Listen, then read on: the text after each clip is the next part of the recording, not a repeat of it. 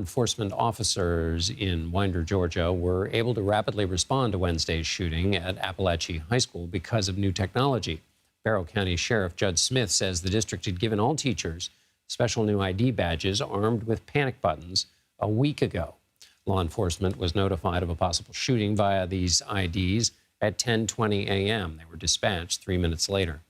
Sheriff says the school's 2 resource officers had already been looking for the suspect when the police arrived. The Barrow County School District says these resource officers have extensive training on active shooters, school safety, and threats. Joining us now is Abbey Clements. She is the executive director, co-founder, and a board member of the Teachers Unify to End Gun Violence. She is also a teacher who survived the Sandy Hook Elementary School shooting in 2012. Abbey, before we get to the policy, what happens every time you hear of another one of these shootings for you? That day resurfaces, and not that it's ever far from my mind, even though it's almost 12 years now. Not only does it really resurface in terms of the day, but it just is a stark reminder that for everyone impacted in that school, in that town, all of their families, this is day one now of their new normal. Life is not going to be the same. Never again from what happened this week there yesterday. This school had resource officers, panic buttons, special door locks, and it was still a tragedy.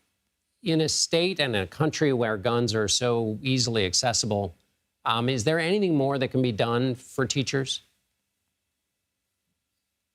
Look, everyone involved in a community has to be all in on this issue, on gun violence prevention. Gun deaths are the leading cause for children. I mean, think about that. It's not drowning. It's not automobile accidents. It's guns.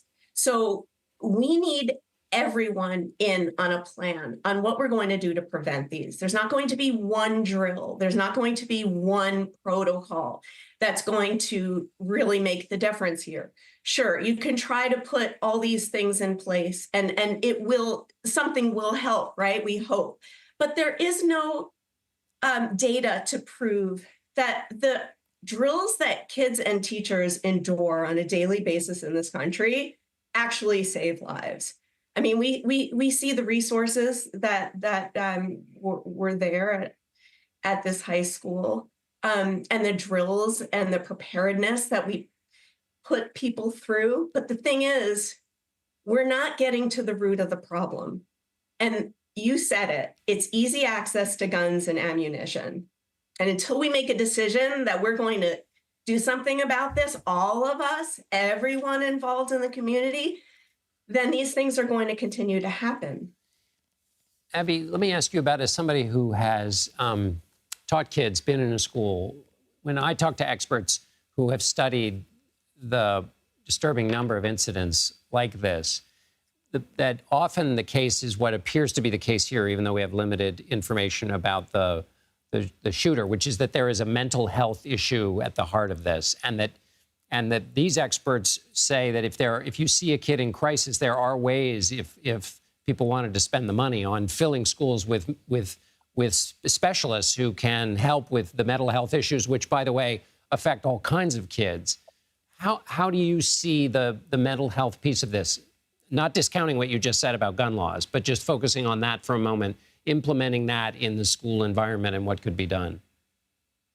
Sure. I mean, we know that we lack resources in schools and communities for mental health. However, all countries deal with this issue, right? All countries have kids who play video games. And we are unique in that we allow easy access to guns.